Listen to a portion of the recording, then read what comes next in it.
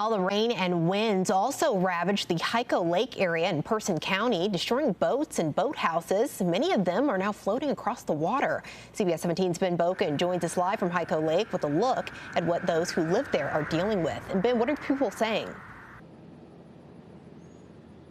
I'm hearing a common theme from those who live on and around Hyco Lake here, and they're all saying that they have never seen destruction quite like this. Now take a look behind me. Debris is consistently floating down this lake in the wake of these overnight storms. Now we spoke with the sheriff of Person County over the last hour, and he tells us that every boathouse in this lake appears to be underwater, and many will be a total loss. Now, also boats are floating down. Boats of all kinds are floating down this river, and the sheriff's office says they're concerned because the water is still rising, and this magnitude of property damage is something that the sheriff says he has never seen before in his entire career and being born in Person County. Born and raised here in Person County, I've seen remnants of hurricanes come through and, strong thunderstorms and produce, flash flooding in the area, but nothing of this magnitude across, especially our western part of the county, with the road closures and the road washouts.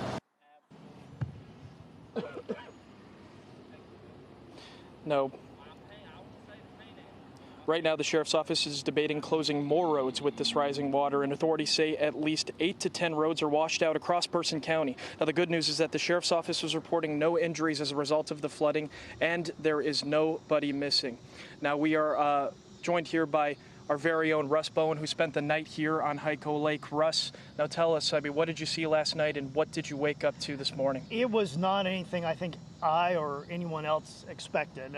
Before we go to the video I sent in earlier, I want to give people a perspective that I think will really help you understand just like how this is happening. So Hyco Lake is kind of like the palm of my hand, right? So you've got this big area here up where the Duke power plant is, and then you've got all these little fingers, and within those fingers are all these little coves, and all those little coves and all those little fingers are all fed in by creeks and rivers, and that all that rain from Durham south of us started coming this way. So I knew this morning when I got up it was probably not going to be great, but if you look at the video now, I didn't expect this at all. I really didn't.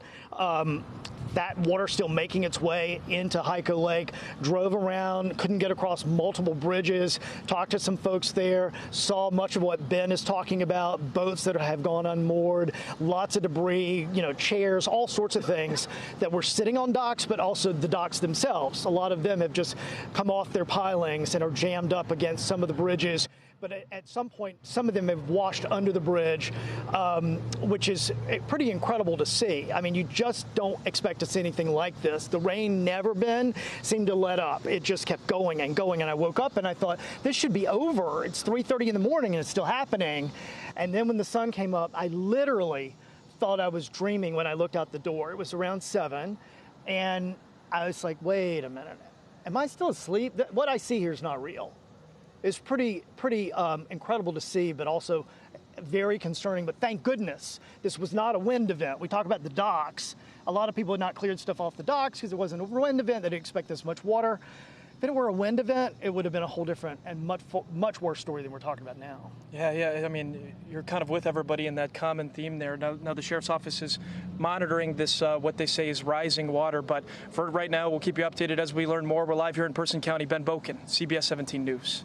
Just crazy to see all that debris floating in the lake there. And I know that area has a special place in Russ Bowen's heart. Russ and Ben, thank you.